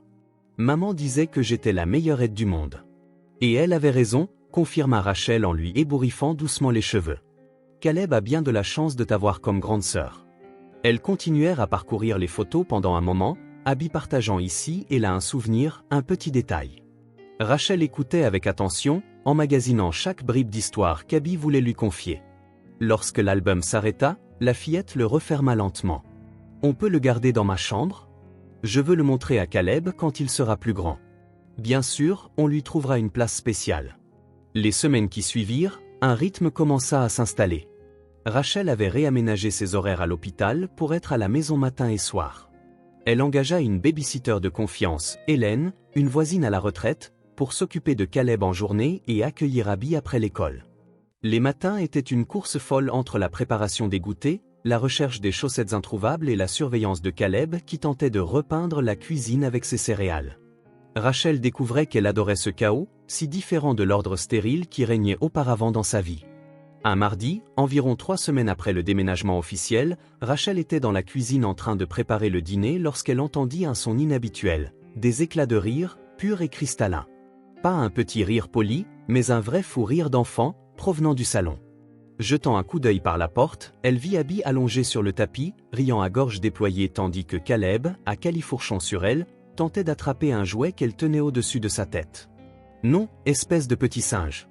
rigolait Abby, alors que Caleb babillait en essayant de grimper sur elle. « Il faut demander gentiment. » La scène était si normale, si typique de 2 enfants en plein jeu, que Rachel sentit un nœud d'émotion lui serrer la gorge. Depuis qu'elle connaissait Abby, elle ne l'avait jamais vue aussi insouciante, aussi libre de jouer sans ce poids d'adulte sur les épaules. Rachel resta un moment sans bouger, de peur de rompre la magie. Finalement, Abby céda le jouet à Caleb, qui le mit aussitôt à la bouche, arrachant un soupir exagéré à sa grande sœur. « Tu crois que tout se mange, toi ?» le réprimanda-t-elle d'un ton faussement sévère. En voyant Rachel dans l'encadrement, Abby lui adressa un grand sourire. « Il croit que tout est bon à croquer », expliqua-t-elle, fière. « Il grandit », répondit Rachel en s'approchant pour s'asseoir par terre avec eux. « Ça a été, l'école aujourd'hui ?» Abby haussa les épaules, sans la crispation habituelle qu'elle montrait quand on abordait le sujet de l'école. « Ça allait. En sciences, on a fait une expérience avec des haricots, et Madame Martinez a dit que mon dessin de famille était très joli. Je peux le voir ?» Abby acquiesça et alla chercher son sac à dos. Pendant ce temps, Caleb laissa tomber son jouet et rampa vers Rachel, utilisant ses jambes pour tenter de se mettre debout. « Regarde-toi, tu tiens presque debout tout seul !» s'exclama Rachel en l'encourageant. « Bientôt, tu vas courir partout. » Abby revint avec une feuille de papier colorée. La maîtresse a dit qu'on pouvait la dessiner comme on voulait, parce que les familles sont toutes différentes. Le dessin montrait 3 personnages sous un grand soleil jaune. Un grand aux cheveux bruns, Rachel, un plus petit avec des nattes, Abby, et un tout petit en salopette bleue, Caleb. Au-dessus, on pouvait lire « Ma famille » écrit en grosses lettres colorées. C'est magnifique, Abby. On le met sur le frigo? Abby hocha la tête, fière. Pendant que Rachel l'accrochait à côté d'autres dessins, de notes sur les rendez-vous médicaux, elle réalisa à quel point cette porte de réfrigérateur s'était transformée en un tableau vivant de leur quotidien partagé. Avril arriva, avec sa pluie fréquente et ses journées qui s'allongeaient. Rachel, Abby et Caleb établirent des petites habitudes. Des pancakes le dimanche matin, la soirée film du vendredi avec du popcorn, la lecture d'histoire avant de se coucher. Au square du quartier, Rachel fit la connaissance d'autres parents. Passer du statut de médecin urgentiste célibataire à celui de mère de 2 enfants suscitait parfois des regards curieux, voire des questions directes. Mais elle apprit à y répondre calmement. Une adoption? Lui demanda un jour une autre maman, alors qu'elle surveillait Abby sur le toboggan. C'est rare, non, de prendre 2 enfants à la fois, seule, avec un travail si prenant? Rachel se contenta de regarder Abby aider une fillette plus petite à monter les marches. C'est la décision la plus naturelle que j'ai jamais prise. Les familles se forment souvent de façon imprévisible. À la maison, les changements se remarquaient dans 1000 petits détails. L'ancien bureau quasi inutilisé était devenu une pièce de jeu colorée et chaleureuse.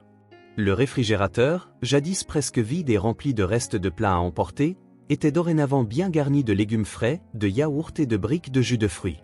Les étagères, autrefois dédiées aux seuls manuels médicaux, abritaient désormais des livres pour enfants, quelques romans, que Rachel trouvait enfin le temps de lire, et des guides sur la parentalité. Une nuit particulièrement orageuse, Rachel se réveilla en sursaut, alertée par un coup de tonnerre. Il était 2h08. Par habitude, elle se leva pour vérifier que tout allait bien du côté des enfants. Elle s'attendait à trouver Abby éveillée, car les orages la rendaient nerveuse, souvenir sans doute de certaines nuits passées seule dans la maison glaciale. Mais ce qu'elle vit la stoppa net sur le seuil de la chambre. Abby était debout à côté du berceau de Caleb, endormi malgré le vacarme. Avec d'infinies précautions, elle remontait la couverture sur le bébé, veillant à ce qu'il soit bien au chaud. Ce n'était pas le geste d'une enfant forcée à jouer les nourrices, mais la tendresse d'une grande sœur aimante. Rachel n'osa pas bouger, de peur de rompre ce moment d'intimité. Quand Abby eut fini de border Caleb, elle écarta doucement une mèche de cheveux de son front. « C'est rien, murmura-t-elle pour lui, c'est juste du bruit. » En entendant Rachel, Abby se retourna. Loin d'être gênée, elle lui adressa un léger sourire. « Il bouge beaucoup quand il dort, dit-elle en allant vers son lit. La couverture tombe tout le temps. » Rachel l'aida à remonter dans son lit. « Tu es une sœur formidable, tu sais. » Abby hocha la tête, très sérieuse. « Quelqu'un doit veiller sur lui. Il est encore petit. »« Et qui veille sur toi, Abby ?» demanda doucement Rachel en s'asseyant au bord du lit. La fillette réfléchit, ses yeux rencontrant ceux de Rachel dans la faible lueur de la lampe en forme d'étoile. « Toi » répondit-elle simplement. Puis, comme si elle venait de comprendre quelque chose, elle ajouta. « Et moi, je veille aussi sur toi, non? Comme quand je te rappelle d'emporter ton déjeuner au travail. » Rachel sourit, émue. « Oui, tu veilles sur moi aussi. C'est ça, une famille, on prend tous soin les uns des autres. » Dehors, la pluie tombait toujours, mais le tonnerre s'éloignait. Rachel remonta la couverture d'Abby, imitant le geste tendre que la fillette avait eu pour Caleb quelques instants plus tôt. « Il ne fait pas froid ici, hein, Rachel ?» demanda Abby, à moitié endormie. « Non, ma chérie. Jamais. » La simplicité de ces mots frappa Rachel plus fort qu'elle ne l'aurait cru. Elle se souvenait du premier soir à l'hôpital, où Abby, blessée et exténuée, veillait encore sur son frère, les pieds nus, les mains gelées, le regard en alerte. « Non, ma puce, répéta Rachel d'une voix légèrement voilée, il ne fera jamais froid ici. » Abby lui sourit avant de sombrer dans le sommeil. Ses traits se détendirent, signe de la confiance absolue qu'on ne ressent que lorsqu'on se sent enfin en sécurité. Rachel resta encore un instant là, écoutant la respiration régulière de la fillette et celle, plus légère, de Caleb. Sur le mur, le projecteur en forme d'étoile diffusait un ciel miniature, veillant sur eux trois. Il y a 3 mois, cet appartement n'était qu'un lieu où Rachel dormait entre 2 gardes à l'hôpital. À présent, il était indéniablement un foyer, peuplé de jouets éparpillés, d'empreintes de mains sur les vitres, de rires et de larmes, de découvertes quotidiennes. Rachel avait passé des années à construire sa carrière, à gagner le respect de ses pairs, à sauver des vies. Un travail important, qu'elle continuerait à faire avec la même passion. Mais ce soir, entre ses 2 enfants endormis, elle réalisait qu'elle avait trouvé un nouveau sens à sa propre vie. Une forme de guérison, pas uniquement pour habiller Caleb, mais aussi pour elle-même. Finalement, elle se leva, borda une dernière fois les couvertures et se dirigea vers la porte. Avant de sortir, elle jeta un dernier coup d'œil aux deux silhouettes endormies, celles qui avaient bouleversé son univers de la plus belle des façons. « Bonne nuit, mes amours » murmura-t-elle. De retour dans sa chambre, Rachel ne se recoucha pas immédiatement. Elle resta un moment à la fenêtre, à regarder la pluie sur la ville assoupie. Elle pensa à Sarah, son amie d'enfance, la mère qui avait tant aimé ses enfants, et sentit une connexion qui transcendait le temps et la perte. « Nous allons bien, Sarah » souffla-t-elle à travers la nuit. « Nous tous. » Pour la première fois depuis des années, Rachel Bennett se sentit complète. Comme si une partie d'elle, restée en sommeil, venait de s'éveiller. Elle n'était plus seulement médecin, ou femme, ou amie d'enfance séparée par les hasards de la vie. Elle était tout cela à la fois, et plus encore, une mère, une protectrice, le centre d'un petit univers fait de crêpes le dimanche, de devoirs d'école, d'histoires au coucher et d'une chaleur qui ne venait pas seulement des couvertures bien ajustées, mais de cœurs qui avaient enfin trouvé leur place. Dehors, la pluie s'apaisa, et Rachel sourit à son reflet dans la vitre sombre. Elle était chez elle.